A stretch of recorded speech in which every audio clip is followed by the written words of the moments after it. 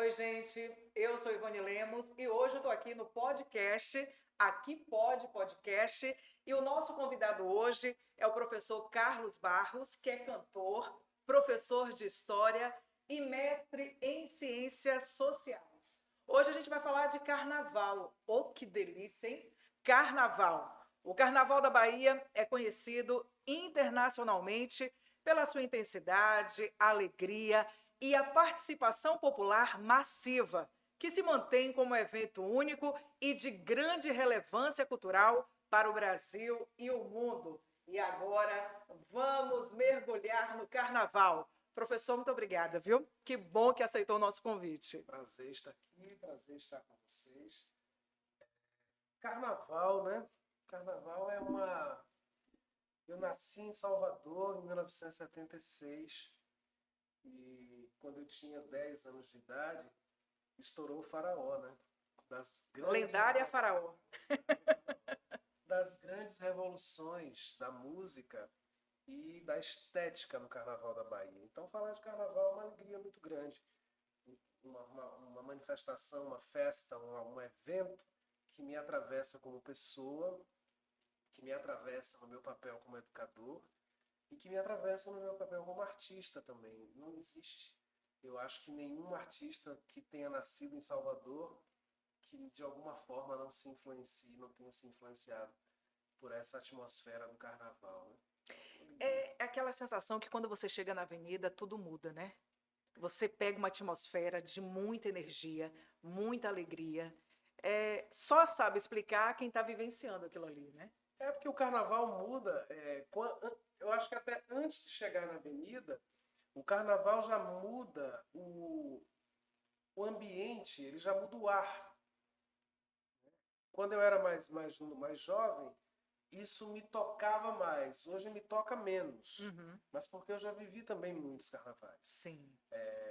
Um carnaval desde os 18, eu tenho 47, eu estou falando de quase 30 carnavais. Né? Esse ano se completaram 30 carnavais. Mas o carnaval muda porque, inclusive na cidade de Salvador, o carnaval estrutura, né? Economicamente, o carnaval divide o tempo mais do que em outros lugares, né? Uhum. Acho que o Rio de Janeiro e Salvador são duas, Recife, são cidades em que o carnaval ele é um divisor de tempo também. Sim, sim. Lindo carnaval de Recife, né? Professor, me fale uma coisa. O que significa a palavra carnaval e como originou esta palavra? Carnaval é uma palavra de origem latina Uhum. e que foi popularizada depois, né, na Europa e chegou até nós, e que tem uma relação direta com afastar a carne, afastar os elementos da carne. O carnaval, embora tenha origem em diversas celebrações pagãs, né, anteriores à era cristã, o carnaval foi incorporado à era cristã como um momento em que a norma e a regra é invertida. Uhum.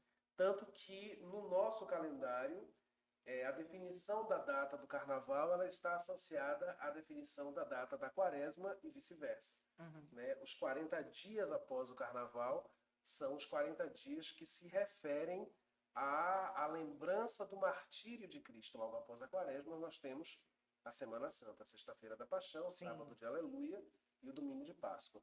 Então, o carnaval, esse afastamento da carne, ele tem uma ideia, ele traz consigo uma ideia de que neste tempo, o carnaval, tudo é possível.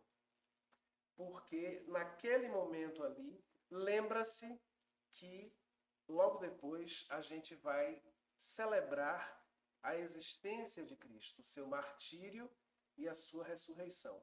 Então, o carnaval, ele e a gente está falando de uma tradição europeia, evidentemente, né, que é o que nos chega, é o que vai chegar para nós. O carnaval, ele é o momento em que há uma inversão dos valores da sociedade, porque no momento seguinte, que é a quaresma, tudo volta ao lugar, no sentido cristão. Tem um autor russo chamado Mikhail Bakhtin, que estudou o carnaval, né, a partir da obra de François Rabelais, e o Bakhtin ele trabalha exatamente com esse conceito, né, o conceito dessa inversão. É no carnaval que nós temos Momo. né? O rei Momo, a ideia de Momo, Momo é uma divindade grega, né? É filho da noite e do sono. Então ele é o desvario. É justamente por isso que o carnaval, ele é o rei do carnaval, porque ele é o rei do desvario, associado à primeira carta do tarô, que é a carta do mago, e ao mesmo tempo a última carta do tarô, que é a carta do louco. Então, tudo isso inscrito nas tradições indo-europeias que se afirmaram na cultura europeia e que invadiram o cristianismo, né? Foram apropriadas pelo cristianismo. Então, a ideia de carnaval está associada a isso, a esse momento em que há uma inversão dos valores, e que ao haver essa inversão dos valores, tudo pode, mas tudo pode que logo depois virá a penitência. A penitência que lembra o martírio de Cristo e posteriormente a sua ressurreição. Muito bom. Quando e como o mesmo chegou no Brasil? Acho que já respondeu. Chegou através, a gente está falando da colonização, século XVI, que ainda é América Portuguesa, como a gente chama ainda, até o século XIX é América Portuguesa. E é exatamente no século XIX quando você vai ter a vinda de Dom João VI para cá, a transformação do Rio de Janeiro depois na capital do Reino Unido, de Portugal e Algarves. Então essas tradições começam a serem apropriadas, trazidas e apropriadas para as zonas urbanas do Brasil, né? Com muita influência dessa ideia do Carnaval da Idade Média, porque embora já seja no período contemporâneo, existe uma longa duração histórica aí que rememora esse carnaval da Idade Média europeia, né, francês, espanhol, português, né? O próprio Rei Momo, do ponto de vista contemporâneo, tem uma influência muito grande da Espanha na construção dessa figura do Rei Momo, como a gente conhece, né? Glutão, mais gordo, né? Sentado na sua cadeira, dançando com os bastões. Isso é muito do imaginário espanhol. Então, do século XIX para o início do século XX, a gente começa a ter esse embrião do que a gente conhece como carnaval, né? O carnaval das elites, de um lado, e do outro lado, o carnaval dos pobres, excluídos e dos escravos, ainda escravizados no Brasil, que é o intrudo, né? Que era uma permissão que havia. Não é intruso, né? Não, é intrudo. Isso. Intrudo. O intrudo era esse carnaval popular, que guarda muitas semelhanças com manifestações ainda hoje no próprio carnaval. As pessoas Seria a raiz do carnaval? A raiz do carnaval, não somente, porque... Seria a raiz do carnaval popular? Seria a raiz da versão popular do carnaval. Porque o carnaval ele surge como algo da elite, né? Sim, sim. O carnaval é uma festa de elite. O carnaval é a inversão dos valores da elite. Porque essa inversão de valores não era permitida às populações mais pobres. Não precisamos lembrar que a grande parte das manifestações populares ao longo da história, de um jeito ou de outro, foram criminalizadas, sobretudo no Brasil. Sim. Os sambistas eram perseguidos, os capoeiristas eram perseguidos, né? A capoeira tratida como um esporte, mas como uma manifestação popular, cultural popular, negra, preta. Então, a inversão de valores permitida era dos clubes, era dos grandes saraus, onde aconteciam, dos pranchões, que eram também utilizados já no início do século XX, onde você tinha as pessoas fantasiadas, dançando. O intrudo era, inclusive, tido por muitos como algo animalesco, porque tinha uma dimensão, não era animalesca, mas tinha uma dimensão rude, no sentido de ser mesmo algo como uma resposta àquela sociedade escravocrata, racista, preconceituosa. Então tinha o lance de jogar as bolas de água, e às vezes eram bolas de urina. Era isso que eu queria saber, essa diferença Sim. do intrudo com, né, a classe alta e a classe baixa, os pobres e os ricos. Como eram essas diferenças? Em geral, a expressão intrudo ela é utilizada para essas manifestações, essas manifestações populares. Sim. Era o carnaval do povo. Durante os anos 80, criou-se uma expressão muito preconceituosa aqui na Bahia, que diz assim, tem determinados lugares do carnaval que só vai brau.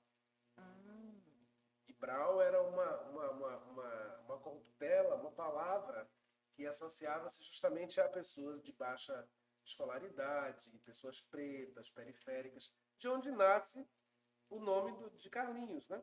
A brincadeira de Carlinhos é essa. E o Brau dele era com U, originariamente, né? Sim. Era uma referência a isso. Depois vira o Brown mesmo, como uma referência identitária de Carlinhos Brown positiva, né? De James Brown, né? Assim, o preto pop, né? Porque Brown eu faço uma leitura de Brown muito interessante, assim, para mim, que é o Brown, um desdobramento da negritude pop de Gilberto Gil, muito, muito direta. Aquilo de Gil lá do Realce aparece em Brown muito fortemente, assim, né? Do disco Realce, do negro brilhoso, altivo, forte, internacional. Brown sempre, Bethânia fala isso, né?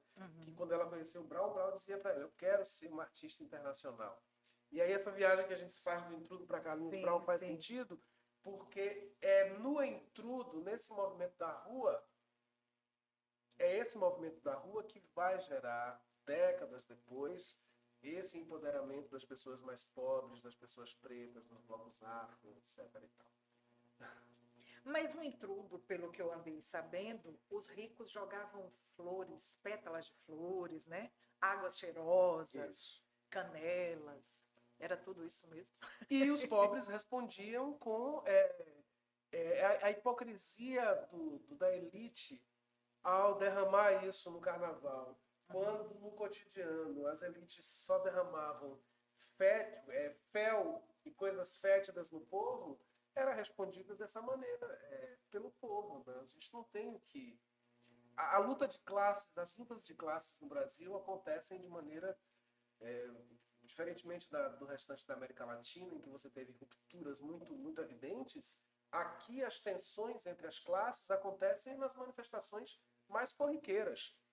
Até hoje acontece nos elevadores de serviço, né, em que os empregados entram, que é diferente do elevador, e a justificativa é que são elevadores de carga. Não é.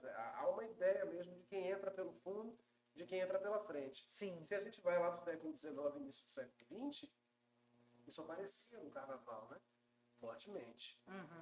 Professor, comenta aí pra gente o carnaval de rua, as escolas de samba, os clubes.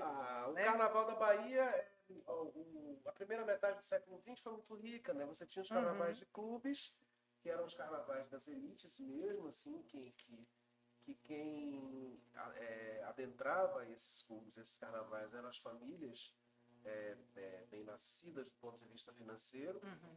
O carnaval de rua ele era uma contraparte disso. As elites, inclusive, ficavam muitas vezes nas varandas desses clubes assistindo o povo se divertir, mas a gente tinha escola de samba, né? As escolas de samba que duraram até mais ou menos os anos 60 e que eram escolas de samba associadas aos bairros da cidade. Havia uma coisa no Carnaval de Salvador muito interessante, né, ao longo desse século XX, que era a relação do carnaval com as zonas da cidade de Salvador. Quando a gente fala de Carnaval da Bahia, é bom situar isso. Eu estou falando basicamente do Carnaval de Salvador. Você vai para o interior, você vai para Maragogipe, você vai encontrar outras tradições. Você vai para o norte da Bahia, Juazeiro, você vai encontrar outras tradições. Sim. A gente está falando aqui, circunscrevendo o que a gente está falando, a cidade de Salvador. As escolas de samba representaram um momento muito interessante de coexistência no tempo, inclusive, com a origem das escolas de samba na cidade do Rio de Janeiro. Produzindo, inclusive, um link entre essas duas cidades e um link entre esses carnavais. Porque as escolas de samba no Rio de Janeiro começam na chamada Pequena África, na região do Estácio, no centro do Rio de Janeiro, com uma influência muito grande de Tia Seata, que foi uma mulher de Santo Amaro da Purificação, uma mulher ligada ao candomblé, que vai para lá e que reúne dentro da casa dela o que veio a se tornar uma das primeiras gerações do samba carioca, talvez a primeira geração do samba carioca. Conta a lenda que o primeiro samba gravado em disco no Brasil, que é o Pelo Telefone, né? O chefe de polícia pelo telefone mandou avisar que na Praça 11 A polícia vai. Enfim, a referência é justamente a. Não estou lembrando a letra completa agora. A referência é exatamente de que o chefe de polícia ligou para avisar que na Praça 11 tinha um samba, que tinha que prender o sambista. Esse primeiro samba, que é um samba de senhor, que foi gravado por um cara chamado Baiano, que também era de Santo Amaro. Que interessante. Então, E essa música é muito bonita. Esse link, né, entre as escolas de samba na Bahia e no Rio de Janeiro, a Bahia vai perdendo o lance da escola de samba, porque vai ganhando outros também, né? Eu não posso deixar de falar da importância dos afoxés, né? Filhos de Obá, que foi um afoxé importantíssimo, Pândegos da África. Os afoxés surgiram trazendo a grandiosidade dos reinos africanos para as ruas de Salvador. Então, se você tinha os afoxés, eles são comparáveis do ponto de vista da exuberância e da altivez aos clubes de carnaval, porque as pessoas iam para a rua, os negros, os pretos da cidade de Salvador, enaltecendo as suas origens étnicas, sobretudo iorubas, angolanas, né, moçambicanas, das regiões da África, de onde vieram pessoas que foram escravizadas aqui, culminando em 1959 com, até hoje, o maior, numericamente, que creio que do ponto de vista da representação, da representatividade também, afoxé do mundo, que é o afoxé Filhos de Gandhi, feito por estivadores, né, do Porto de Salvador, que se vestiam com tecidos, muitos trabalhavam com a importação de roupas, e profundamente influenciados pelo cinema e pelo que vinha, pelas informações que vinham no cinema do Oriente, da Índia, da China, né? E elegeram Gandhi, a figura de Gandhi, como uma figura representativa da paz, mas muito influenciados pela mídia, que é uma outra característica importante da cidade de Salvador, da Bahia nesse lugar, como nós, de uma forma muito respaldada na história de uma cidade que foi a mais importante da América do Sul durante 200 e poucos anos, né? Como nós temos a facilidade de incorporar aquilo que é estrangeiro e tornar nosso. Antropofagicamente. A Bahia é muito antropofágica, né? Tem não posso deixar de citar isso, tem uma canção do Caetano Veloso que chama-se Bahia Minha Preta, que ele diz assim: Bahia minha preta, como será? Se tua seta acerta o caminho e chega lá, insiste no que é lindo e o mundo verá, tu voltares fundo ao lugar que é teu no globo azul, rainha do Atlântico Sul. Esse lugar da Bahia, no nosso carnaval, isso se apresenta muito fortemente. Como a gente trouxe, eu citei o caso emblemático dos Filhos de Gandhi, porque se fala muito pouco dessa influência. O professor Milton Araújo Moura, que foi meu orientador de mestrado, ele sempre apontou isso, como o orientalismo foi importante para o nosso carnaval, esse imaginário do Oriente entre nós, né? Então, o carnaval da Bahia não é somente europeu e africano. Ele tem elementos que vêm de outras partes do mundo, e o Gandhi, por incrível que pareça, quando ele se vestiu com os lençóis, porque antes dessa fantasia que a gente conhece, eram lençóis brancos mesmo, numa estética que também remonta os patronos do afoxé de Gandhi, que é o Xalufã, o branco de Oxalufã e o azul escuro de Ogum. Mas o branco da paz, né, da paz de Oxalufã, e o azul da rua de Ogum, que é o dono absoluto das estradas, dos caminhos. E, ao mesmo tempo, eles eram estivadores, profundamente ligados ao mar, né, por onde tudo chega na Bahia, pelo mar. Verdade.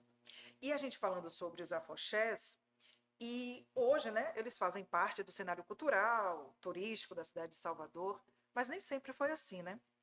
Eu fico me perguntando se teve tempo de esconderijos dos afoxés. Como se fosse assim uma exclusão. Não, era coisa de preto. Como para muita gente ainda é hoje. Era uma coisa ligada ao candomblé. O candomblé foi uma religião proibida, né? Perseguida durante muito tempo. Uma das figuras que foi extremamente importante do ponto de vista da oficialidade do Brasil para retirar a proibição oficial do candomblé foi o presidente Getúlio Vargas, porque mãe Aninha, que era mãe de Santo de Lechel Pofonjá, fez um jantar para ele e ele ficou felicíssimo com isso. E aí ela disse, mas a minha religião é perseguida. Você gosta da minha comida, mas essa comida né, eu aprendi nos afazeres do terreiro. E Getúlio foi importante. E aqui na Bahia Roberto Santos, né, que essa perseguição vai diminuindo com o tempo, mas tudo que é da estética negra e que se refere à negritude, demorou muito tempo para ser conquistar o espaço. Conquistar o espaço. A gente tem que lembrar que o Ilê, já nos anos 70, em 74, quando o Ilê ele é fundado, um jornal muito famoso da cidade de Salvador estampou na capa a saída do Ilê com um lead, né, de notícia, uma capa de matéria, né, um título de matéria temeroso, né? Esses pretos todos juntos na rua, no bloco. Por isso que o Ilê surge com essa definição e essa decisão de que só podem sair pessoas pretas. Hoje já saem pessoas negras, pessoas pardas. Pessoas mais claras. Pessoas do meu tom de pele já saem no Ilê. Porque também os tempos mudaram e a própria ideia de negritude... E que alegria, né? Que alegria, a própria ideia de negritude, ela se modifica com o tempo. Mas o afoxé foi tão perseguido quanto tudo aquilo ao longo do tempo que se referia a aspectos da negritude, como o cabelo crespo é perseguido até hoje. A gente vê uma diversidade de atrizes, atores, cantores que têm algum tipo de relato sobre, né, terem que disfarçar os cabelos, porque o cabelo é um demarcador muito evidente da negritude brasileira, né? Eu vou pedir para a produção baixar um pouquinho o ar, viu, minha gente? O frio está abençoado. Continuando essa conversa maravilhosa, quando o carnaval baiano começa a ter a cara do carnaval da Bahia? Eu penso que no final dos anos 70, no início dos anos 80, porque a gente vai ter, na década de 50, o trio, né, a grande invenção do trio elétrico, que é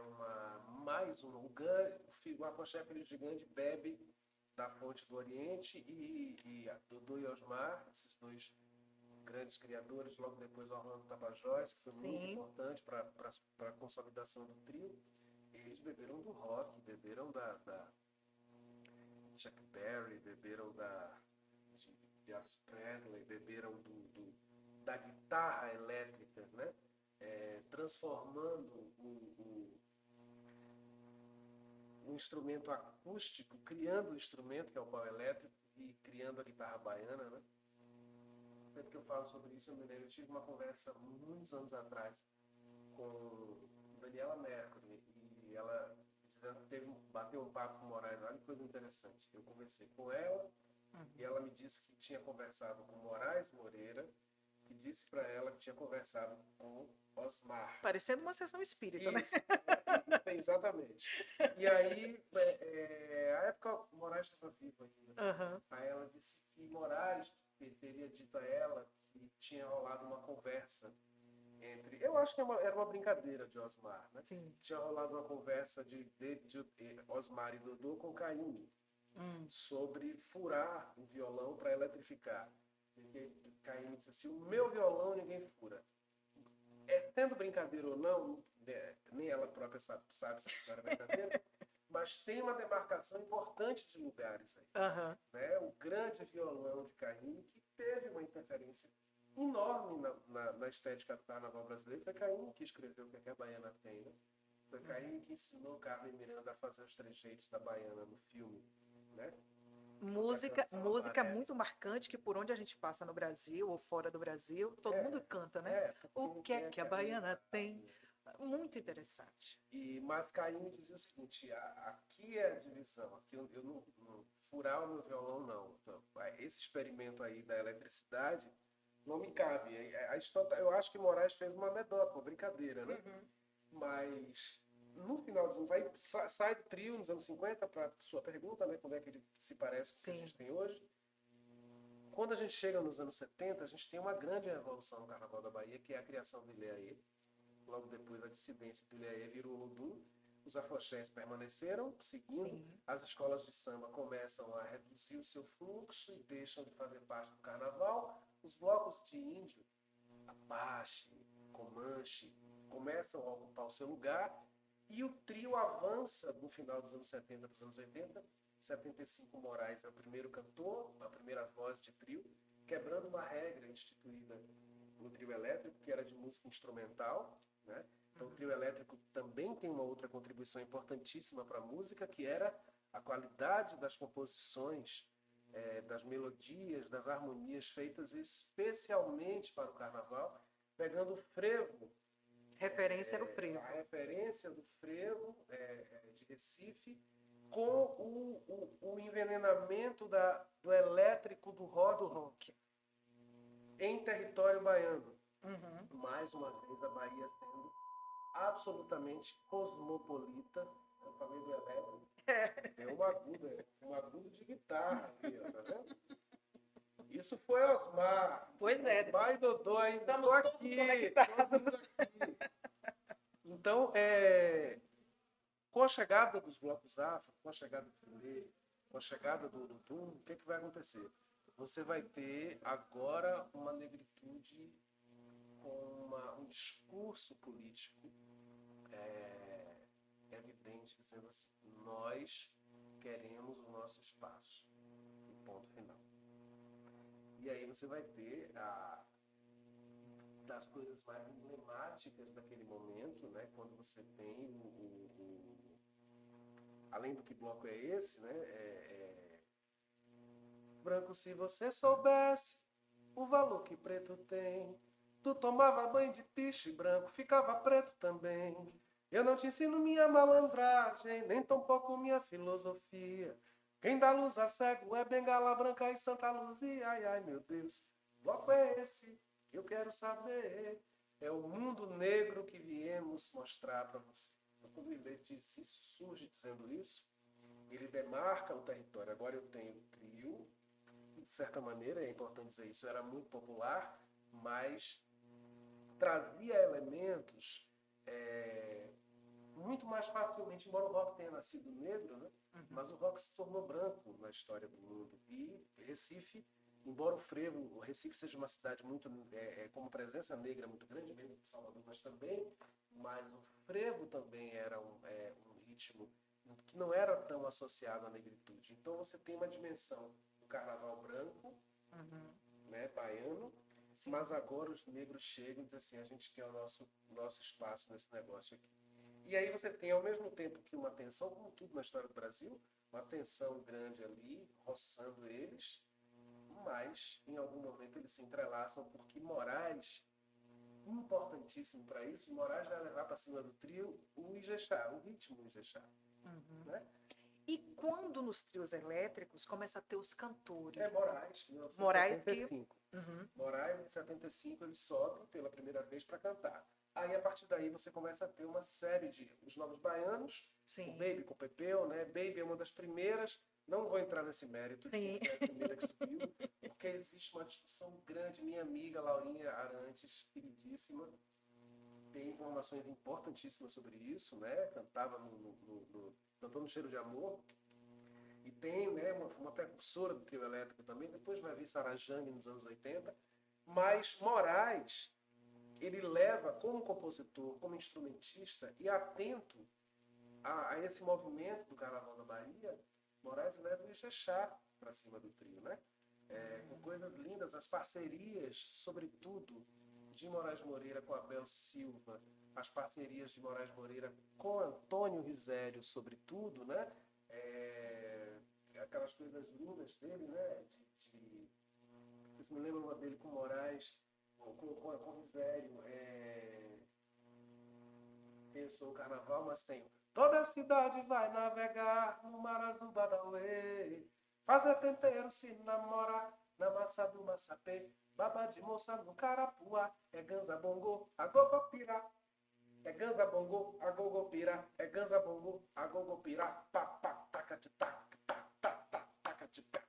É um Ijexá que no fundo tem um alujá de Xangô ali, surdo, mas que está presente também. Moraes que empretece o trio elétrico. Ele é o primeiro que bota a negritude lá em cima.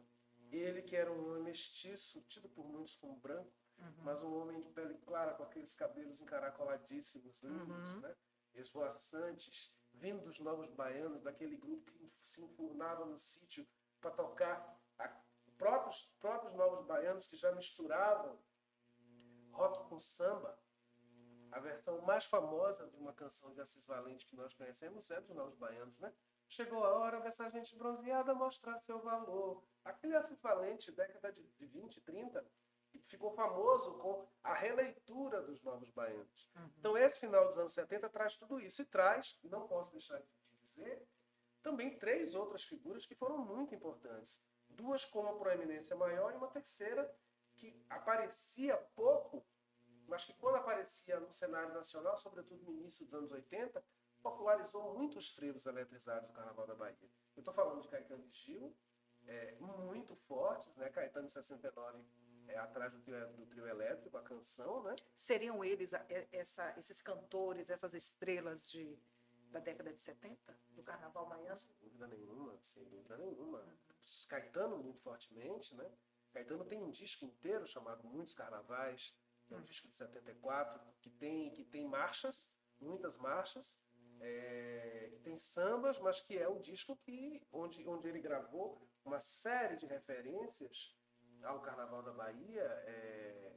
Caetano que se negava à folclorização, como se nega até hoje, vivo, graças a Deus, mas que justamente apontava que a Bahia, ele se conectou muito imediatamente à ideia da modernização do trio elétrico, mas sem esquecer, e também foi muito aberto à negritude que estava emergindo ali, porque o mesmo que fez em 69, atrás do trio elétrico, 10 anos depois, em 79, ele faz o Beleza Pura, né? Quando essa preta começa a tratar do cabelo, é de se olhar toda a trama da trança do cabelo.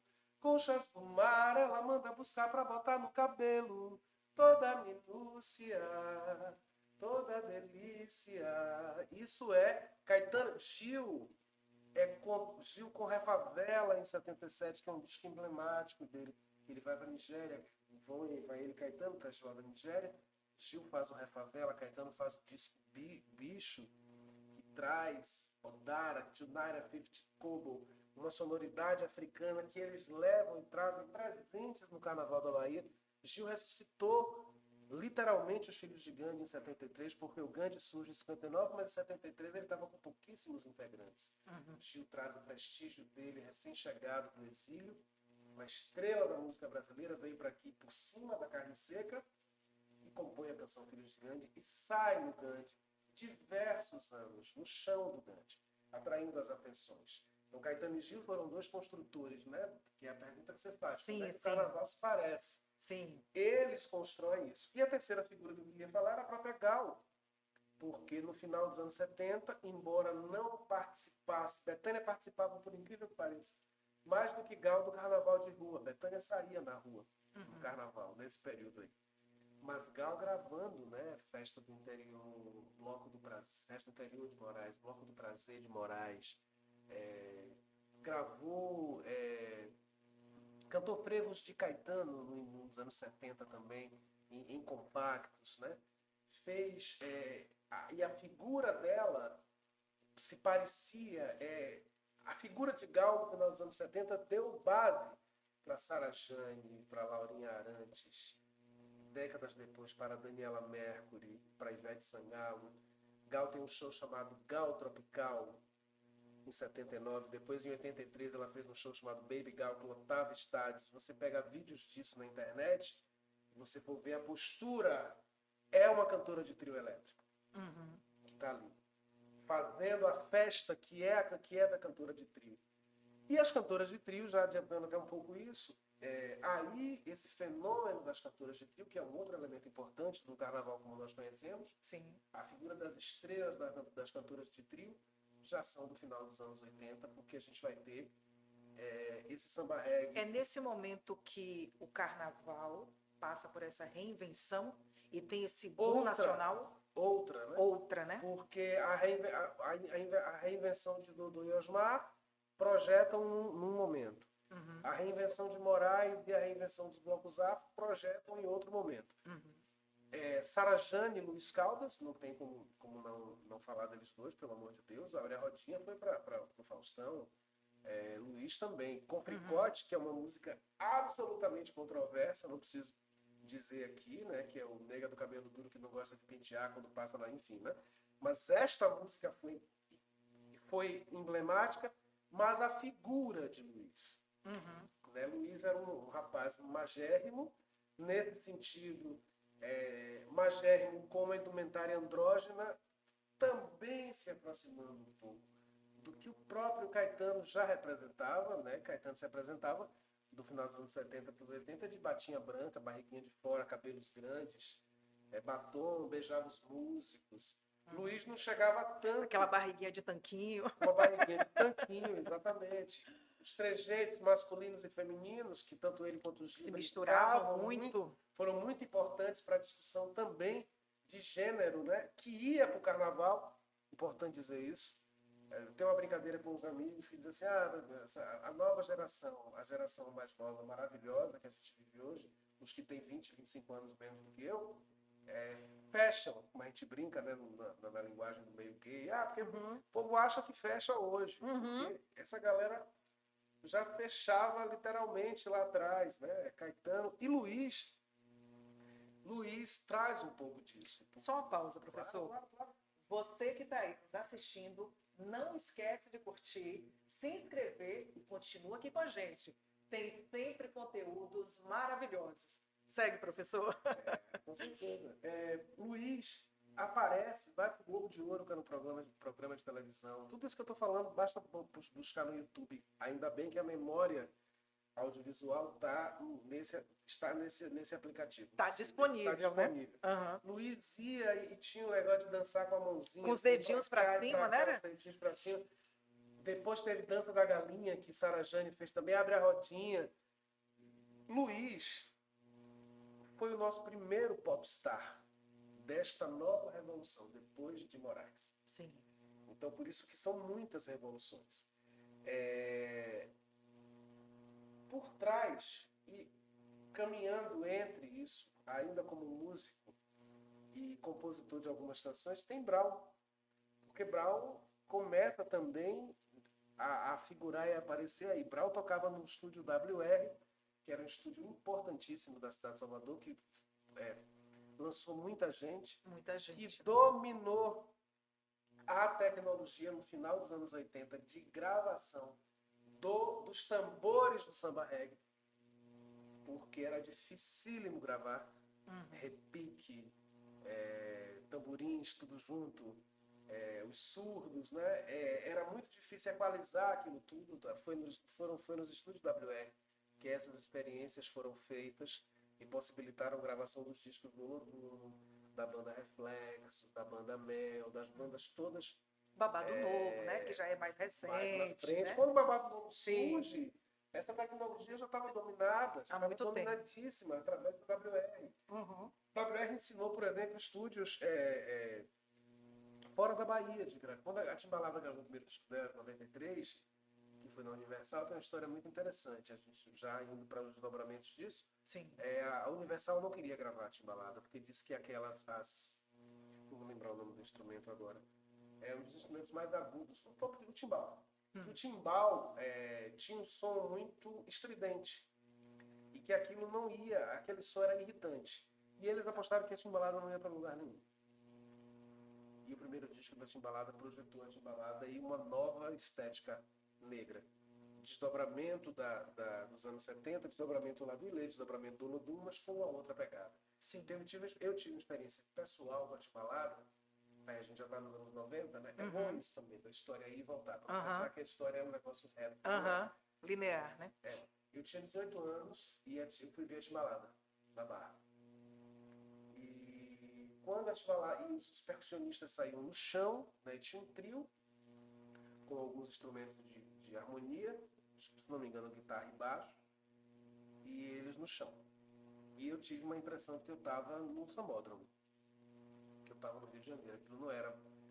Aquilo não era possível de ser Bahia. Eu já tinha saído ao lado do Lodum, já tinha visto ele, mas a Timbalada tinha um negócio que era, para mim, mais impactante dentro da alma. Assim, como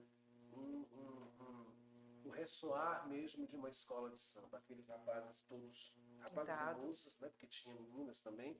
Tinha a Patrícia, maravilhosa, que era vocalista na época, toda pintada, né? Com as coisas brancas. Referências às pinturas dos iaôs do candomblé, é importante dizer isso. Aquilo é uma referência exatamente à pintura dos iaôs, que remonta às pinturas das nações africanas de onde vieram os escravizados. Então tinha muita ancestralidade só naquelas imagens ali. Mas tudo isso filho, para não perder o fio, do que Luiz fazia também. Sara Jane teve uma outra presença. Sara Jane é uma cantora exuberante, enorme, maravilhosa, com um timbre muito bonito, particular, um ouvido absoluto, poucas pessoas sabem disso. Sara Jane tem uma percepção e uma afinação incomuns, né? Muitas outras têm. Mas dela, quero destacar aqui porque ela fez muito sucesso.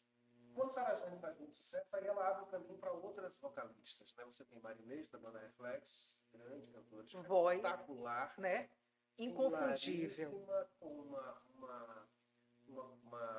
um caminho para a música, para o canto lírico evidente ali, quando você pega as gravações de Marinês. Mas na banda Reflexos você tinha também, caramba, não posso esquecer o nome dele, que era maravilhoso. Tanta gente boa, né? Que é pai de um menino que é um ativista LGBT maravilhoso. Desculpem, gente, não vou lembrar os nomes deles agora. Mas vocês vão assistir uns, vão saber quem é. Pode botar nos comentários depois aí. Mas você vai ter depois a banda Mel, com Book Jones, as irmãs, né? Jaciara e a outra irmã também, que esqueci agora o nome, Jantira, enfim. E depois a segunda formação da banda Mel com Márcia Short e Alan Bennett, né? Márcia Short, não preciso dizer muito, quem conhece de música baiana, quem sabe de música brasileira, sabe a importância, o que é Márcia Short, porque eu guardo um carinho muito especial, particular. Outra voz marcante, né? Profundamente marcante, que eu tenho a honra de ter tido no meu primeiro disco gravando uma canção comigo, né? Márcia, que é uma grande amiga. Que delícia. Se tornou uma grande amiga e é uma das maiores cantoras desse país.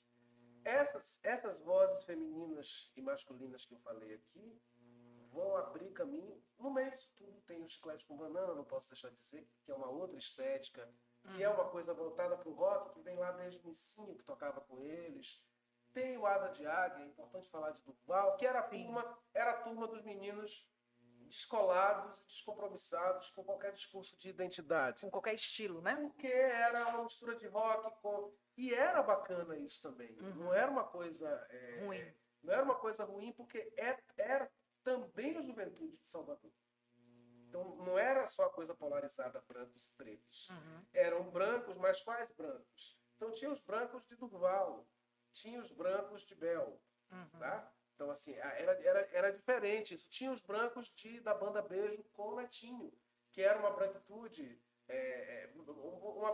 um pouco mais parda, já lidava mais com sobretudo no primeiro momento, né? Quando ele vira marombeiro, muda um pouco, né? Aí vira uma juventude, vira os brancos de maromba da cidade que seguem ele, e desagou, no que desagou, ele se tornou esse bolsonarista, na minha opinião, fora de propósito, né? Mas tudo isso coexistiu nos anos 80. Márcia Freire, furacão absoluto como vocalista da banda Cheiro de Amor, uma energia, o furacão uma loiro, né? força. Era uma lourice sarará da Bahia, né? Mas era reconhecida dessa maneira, né? Então, uma negritude disfarçada pelo, como diz a música de Gil, né? Sarará miolo, né? Sim. Já tem cabelo louro, não pode, aquela brincadeira que ele faz do cabelo duro, do cabelo louro, do cabelo liso. Márcia Freire era um pouco isso, né? Carla Vise, que vai vir um pouco depois, né? Grande cantora com um timbre, uma tessitura delicada, suave, e ao mesmo tempo com muita energia, né? Carlinha, que eu amo tanto. também se muita tornou uma gente, grande amiga. né? É muita gente, estou tentando não esquecer de Sim, ninguém. Para chegar nos anos 90, Margareth Menezes, pelo amor de Deus. Margareth que fez um outro caminho.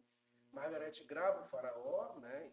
Porque ninguém queria gravar, não preciso dizer isso.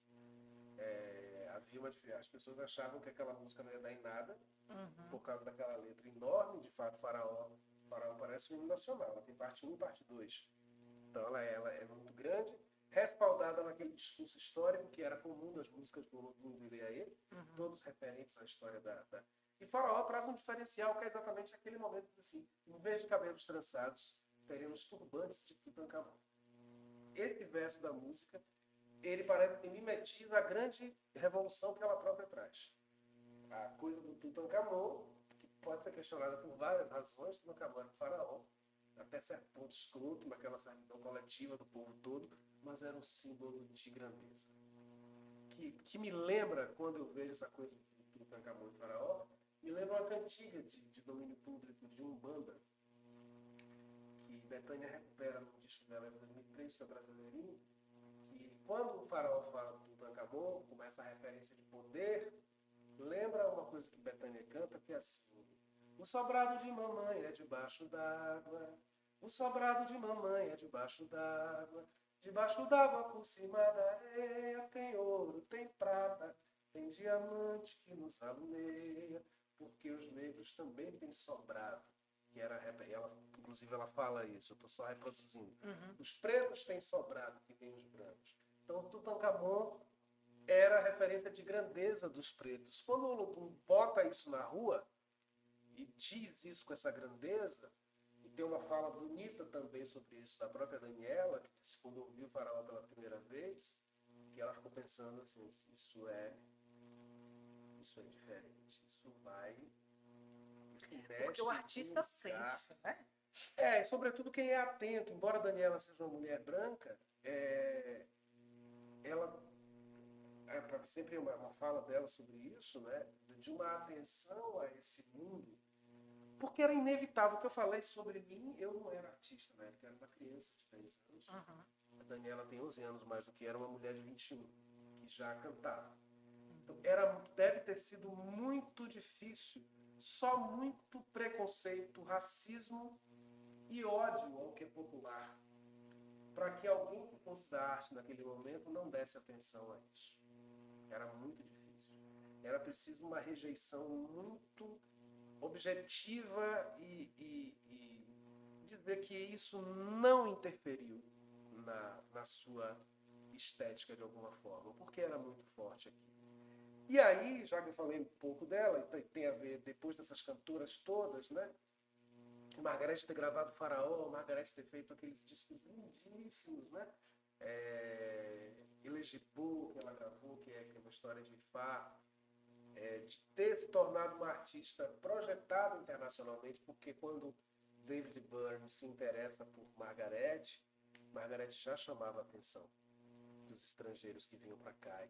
Margareth chamou a atenção de Gilberto Gil, chamou a atenção de Caetano, aquele timbre, aquele canto, aquele lugar, aquela região vocal. Margareth é uma contralto, mas tem coisas dela de mezzo soprano, tem coisas dela que se aproximam de uma coisa de barítono. Margareth tem um timbre que dentro de uma compreensão mais fonoaudiológica não é tão simples.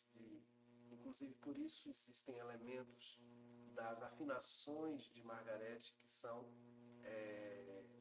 causam certa estranheza a algumas pessoas. Porque tem um lugar mesmo diferente daqueles timbres. Muito incomum, timbre, né? Muito incomum e muito intermediário. Assim, essa fala não é minha, não. Essa fala de professores de canto, pessoas com quem eu já conversei sobre isso. Em 90, a Daniela lança o disco, que não era Daniela Mercury, não tinha título, né? E aí vem o Swing da Cor. Que foi aquela revolução pelo Brasil, né? Que foi quando ela foi para o MASP, em 91, Museu de Arte de São Paulo, e fazer um show meio-dia, que era um show de artistas iniciantes. Essa música tocou muito no Nordeste, chamou a atenção do povo lá, né? Pessoas que conheciam o que se fazia aqui, e ela vai fazer o show do MASP. Quando ela faz o show do MASP, Com menos de 1 hora de show, se pede para parar o show, porque a estrutura da marquise do museu estava ameaçada de desabar.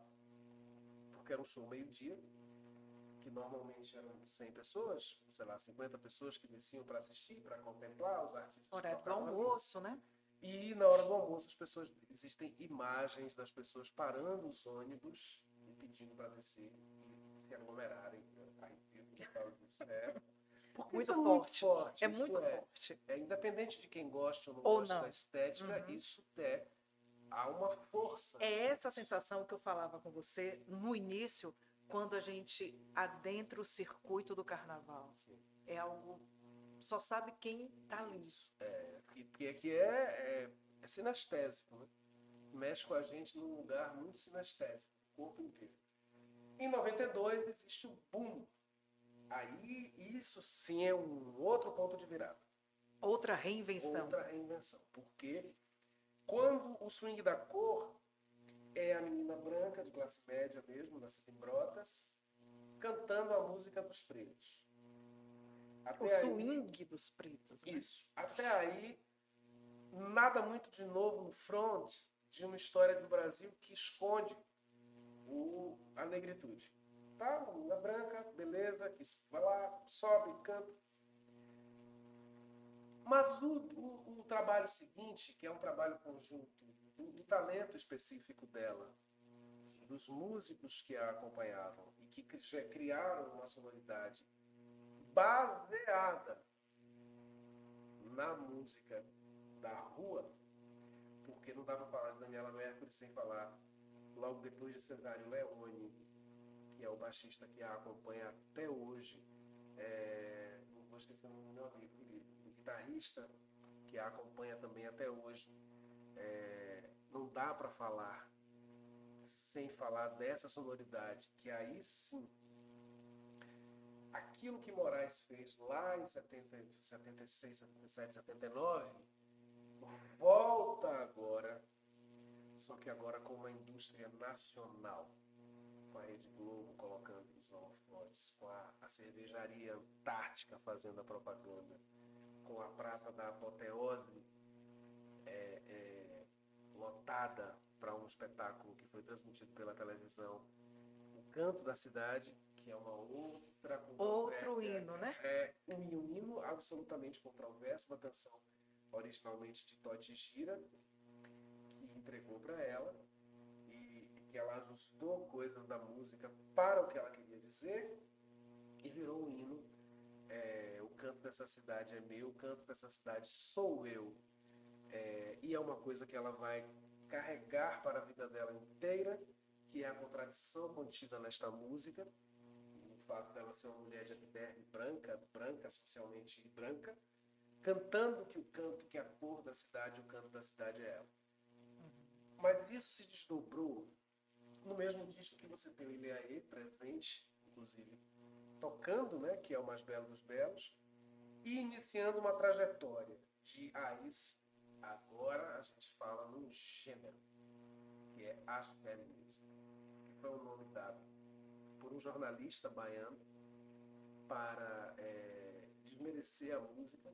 A música de carnaval é música axé.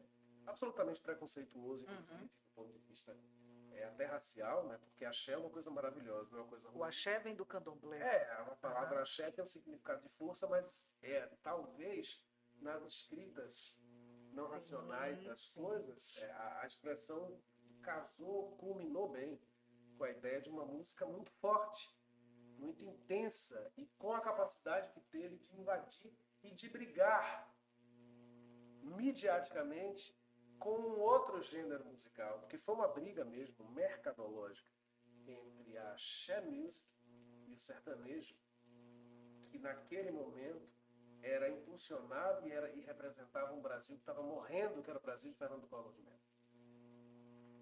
A Bahia foi o grande antagonista. E aí não se pode deixar de dizer, através, primeiro, do impulso que Daniela deu, depois aí, quando a porteira foi quebrada, a baianada toda entrou lá.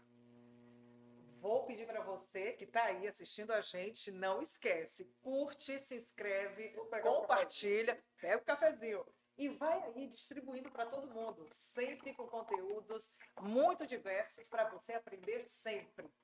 Agora, professor, me diz uma coisa. Prefere sair do quê? Camarote, pipoca Eu saio no ou Gandhi. bloco? Eu saio no Gandhi, já saí algumas vezes no Crocodilo, já saí de pipoca. Aham. Eu tenho diminuído meu interesse em sair no carnaval. É engraçado isso, né? Hum.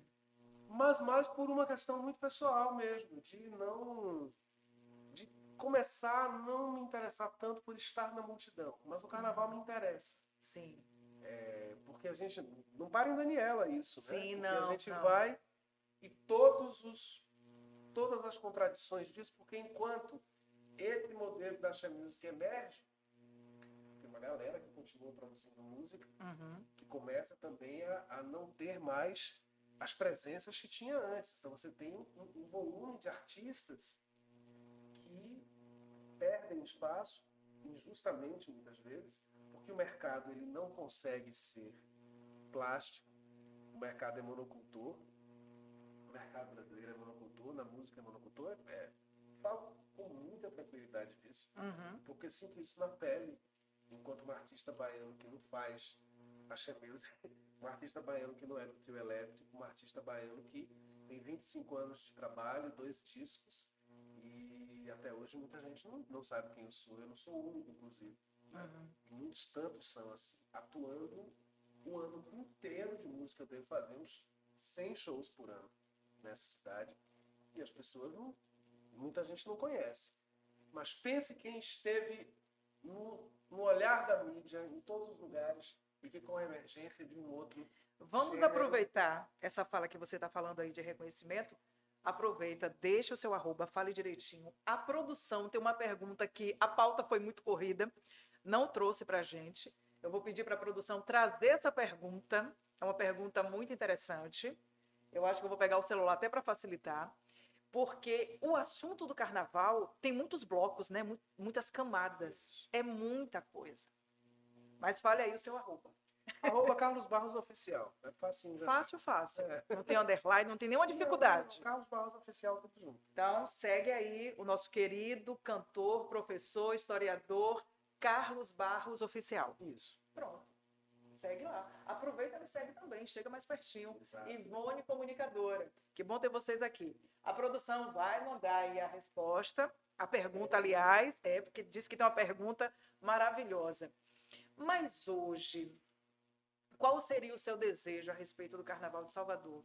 O desejo, ou a sua percepção, o seu olhar crítico, ou o seu Eu olhar... acho que o carnaval precisa voltar a ser mais baiano. Isso é um tema bem delicado. Porque vem misturando muito? Não, porque vem abrindo, aí é uma discussão de mercado. Que não Esse só misturar, é isso que eu quis dizer, o abrindo muito para outros gêneros ou não? abrindo muito para outros. Vou usar uma expressão que minha avó usava muito assim: desvestindo um santo para vestir outro.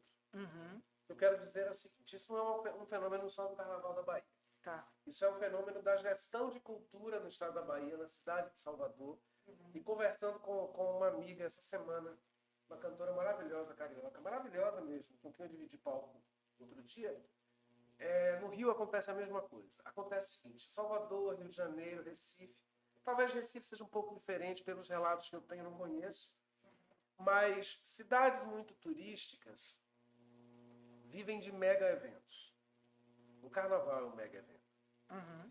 E o sistema de editais, é bom que se diga, é um mecanismo que eu considero dos melhores para você democratizar, pulverizar investimentos, facilitar a participação de artistas de diversos gêneros e de diversos tamanhos no sentido das suas popularidades. Certo. Mas o que falta ao carnaval hoje é entender que existem artistas que lidam com a cultura baiana, que podem estar no Carnaval da Bahia e que estão na Bahia o ano inteiro. Uhum. Vivem na Bahia os 365 dias e que, para acessar os canais, para acessar os espaços do Carnaval, para ser mais específico, encontram ainda muitas dificuldades. Artistas, inclusive, Com notoriedade, eu não estou falando aí de mim, por exemplo, que não sou um artista da cena do carnaval, mas artistas que são da cena do carnaval, notórios e que ficam literalmente passando o prato, mendigando as esferas públicas que organizam o carnaval para tocarem. Porque as esferas privadas, elas não têm interesse em financiar e manter artistas que não estejam vinculados a uma ideia do que é juventude, do que é moderno, né, no conceito mais vulgar de modernidade, e do que vende. Então, por isso que eu estou responsabilizando a esfera pública, porque a esfera pública precisa fazer com que alguns artistas estejam presentes na cena do carnaval, porque são artistas que estão vivos, que construíram a história do carnaval e que estão presentes e que têm o que informar. Porque se alguém ouve, se um menino de 16, 17 anos, uma menina de 16, 17 anos, está começando a curtir o carnaval, ela só vê na cena do carnaval o que é produzido há 5 anos ou há 10 anos, ela perde a dimensão na cena do carnaval do que é o Carnaval da Bahia na sua completude. Isso, para mim, um carnaval que eu queria, se for essa a questão, era um carnaval em que a gente pudesse ver uma diversidade maior no tempo e no espaço. O carnaval do Pelourinho, ele traz os carnavais antigos. É importante, mas é importante que esse carnaval, é importante que as marchinhas, elas estejam no circuito, aparecendo na televisão. É importante que artistas antológicos dos anos 80, dos anos 90 do Carnaval da Bahia estejam passando um trio depois de Ivete Sangalo.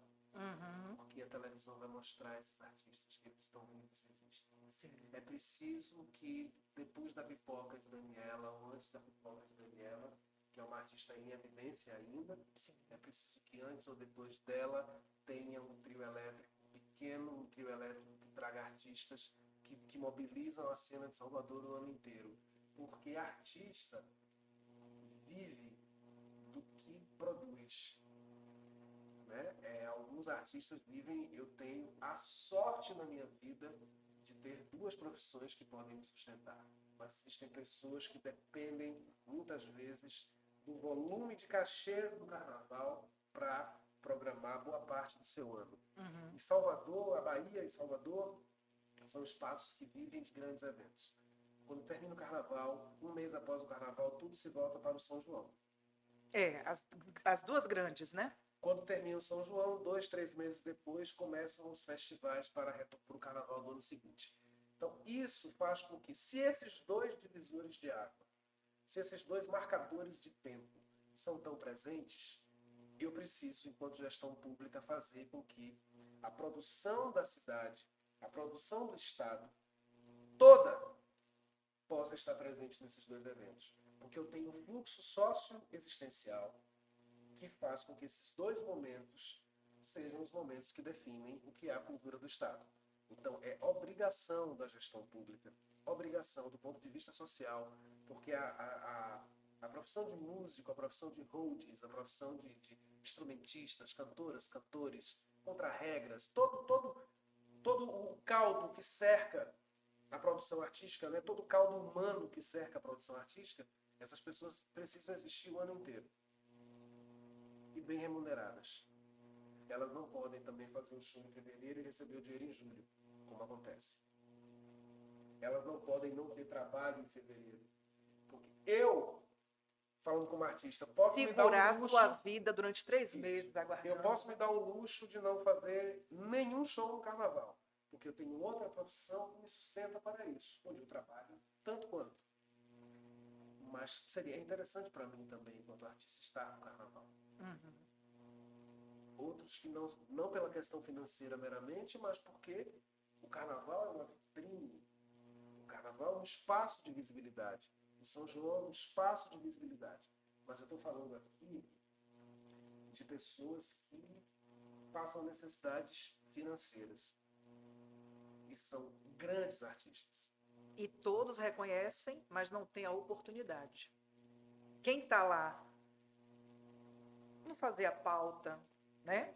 Conhece. Eu acho, por exemplo, que tem artistas que não deveriam. Eu não teria nenhum problema de que eu concorresse a um edital. Eu estou evitando citar os nomes das pessoas, para não Claro, demarcar. claro. Mas eu acho que há artistas nessa cidade que não deveriam, não precisariam entrar em editais. Eu não me sentiria ofendido. Se algumas pessoas não entrassem nos editais, entende? Fossem convidadas a fazer um show na Praça Castro Alves, a puxar um trio na Barra. Porque são pessoas que estão num outro lugar. Estou falando de gente que construiu o carnaval aqui nos anos 70, nos anos 80, nos anos 90, e que não está mais no circuito dos grandes empreendimentos bancarem, botarem dinheiro. Então tá, quem são essas pessoas? Fulano, Beltrano, Ciclano, fazer um rol, elencar. Nós temos conselhos de cultura, nós temos conselhos, do mesmo jeito que tem conselho de educação, tem conselho de cultura. Cadê os conselheiros? Acima de egos e de quem eu gosto mais, quem eu gosto menos, quem eu gosto mais ou menos. Não vou abranger todo mundo, que é muita gente, mas eu vou abranger algumas pessoas que são importantes. E eu vou fazer a roda girar. Em 2023, eu chamei essa galera aqui, beleza. Em 2024, eu vou chamar essa outra galera aqui, porque eu já chamei em 23, mas aí em junho tem São João. Essas pessoas também cantam. Sim. Forró, essas pessoas também podem Se reinventam para fazer. Sim. Então, quem eu não chamei no Carnaval, eu vou chamar no São João. No ano que vem eu chamo no São João, o outro eu chamo no Carnaval. E aí as novas gerações vão surgindo, os novos mecanismos de atrativos para os lugares do negócio vão surgindo também. Então, tem gerações que surgem, que já têm o seu lugar, estão brigando pelo seu lugar já no lugar do mercado. Então, quem está surgindo agora novo, com o discurso da novidade, vai buscar o discurso da novidade entre o mercado. Vai ser produto que é produto. Ninguém está brigando com fato. Tudo é produto. Não tem essa ilusão de que não é produto. É produto. Tudo é produto. Mas eu acho que é produtos com um grau de nobreza que você precisa, nobreza conquistada ao longo do tempo, que você precisa respeitar, porque senão a gente vai continuar sendo o país que não respeita a história do outro, a construção do outro. É verdade. E continuamos aqui. A nossa produção não mandou a resposta. Aliás, a pergunta não veio, não apareceu, né? Porque, assim, é um programa enorme. A gente ficaria aqui um podcast, no mínimo, aí de 3 horas, né? Falando, debatendo, relembrando. E as músicas que você trouxe, maravilhosas, né? Os trechinhos que a gente fez, voltar ao passado, muito, muito bom. Muito bom mesmo. O professor Carlos Barros, que também é cantor, é também mestre em ciências sociais, está conosco aqui no Aqui Pode Podcast, um projeto do Colégio ICEA, um projeto do nosso querido professor Heron, que tem esse projeto aqui, dando visibilidade a nós que somos alunos. Eu sou aluna da turma de teatro, já estou concluindo agora o TCC, né? Mais uma função, mais uma voz arte. linda, um timbre lindo que deveria cantar. Oh, que coisa boa! Quem sabe, quem sabe. Era o meu sonho, mas a gente seguiu para o rádio, seguiu para o jornalismo, a gente foi caminhando, né? Sim. Quem vem do interior, ele vai caminhando, devagarzinho. Mas estamos caminhando bem, graças a Deus. Professor, o que é mais que você quer falar aí, que a gente não conseguiu, porque a pauta foi corrida? O que mais você quer falar do nosso carnaval? Parabenizar esse projeto de vocês. Acho importantíssimo que se tenha essa ideia do videocast, né, de você ter esse bate-papo gravado, filmado e esse áudio que fica registrado. Não tem mais o que sempre tem mais. Sempre tem, né? Sim, o que se aprofundar. Eu acho que o que eu queria dizer era isso, era que o carnaval é esse lugar de um sonho tornado real.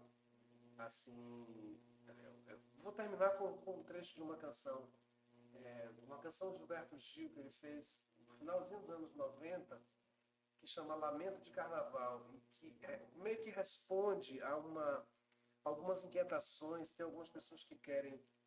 O carnaval expressa problemas da vida cotidiana, mas ele não pode ser o lugar de resolução de todas elas. A gente visualiza os problemas, como eu visualizei alguns aqui, coloquei propostas na minha cabeça, que eu penso que podem ser soluções parciais, pelo menos. Mas ele não é, o carnaval não pode ser o espaço exatamente da resolução das coisas que estão no carnaval, mas que não necessariamente nascem nele. E aí ele tem uma música muito bonita que chama-se Lamento de Carnaval. E marca o nome que eu quero exatamente dela. Eu sou que nem Isaurinha Garcia. Jô que dizia que Isaurinha Garcia, grande cantora brasileira, esquecia as letras. Precisava ter. Tenho essa mesma... eu não esqueço as letras. Eu também sou uma dessas pessoas. Um scriptzinho, né? O espelho. Mas eu acho que eu vou lembrar dessa. Ela é assim. Para muitos é um pecado que do imposto que pagamos ao Estado e do lucro que damos ao mercado, um pedaço seja destinado ao carnaval. Para outros, no entanto, da magia do tambor, da cor do canto, é que vem o calor que seca o pranto em seus olhos já cansados de ver tanto mal. Que diz mais ou menos isso, né? De que muita gente, mas nossa, gasta-se tanto, mas aquele momento de alegria pode curar, pode renovar alguém, né? E aí ele continua, né? Hoje é dia de folia, hoje eu canto pra esquecer, e a escola do bairro está sem professor. Amanhã, depois da festa, a cidade que protesta entrará pela fresta da porta do corredor.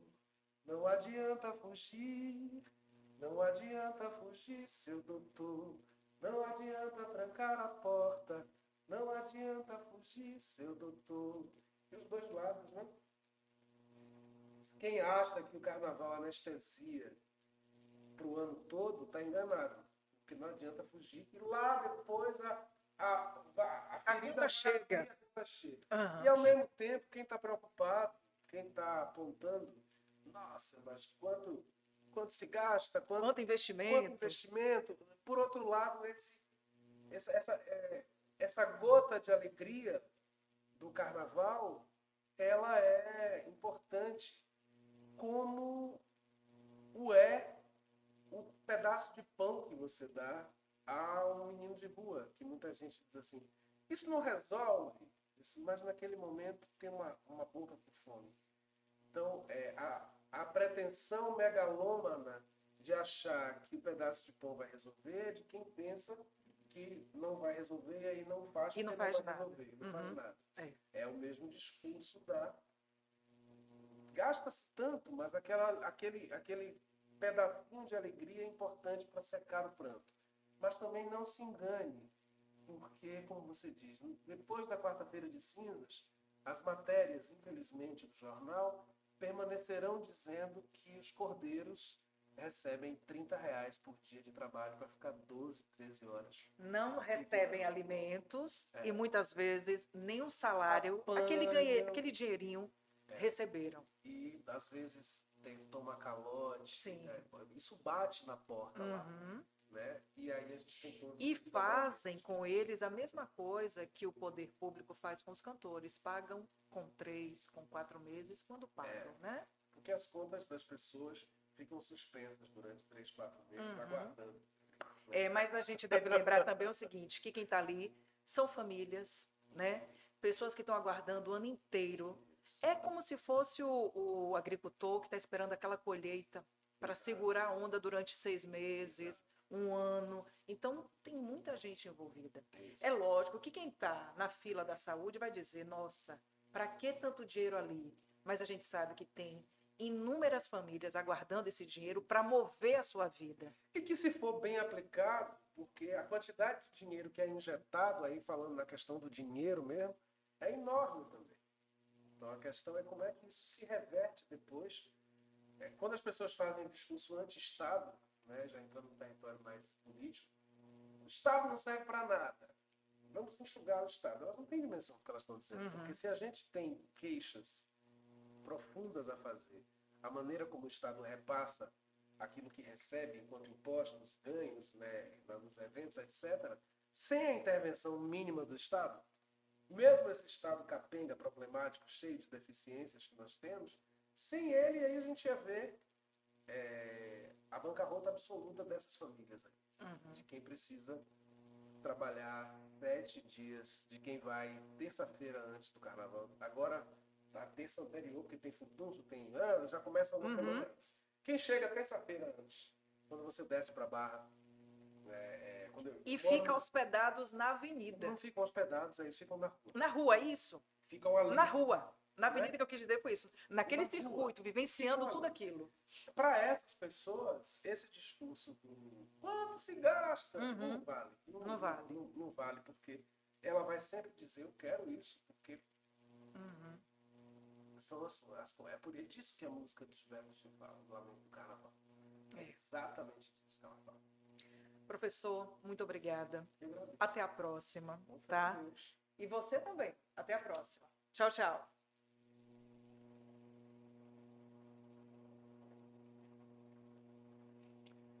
Não sei se foi bom, mas a gente tem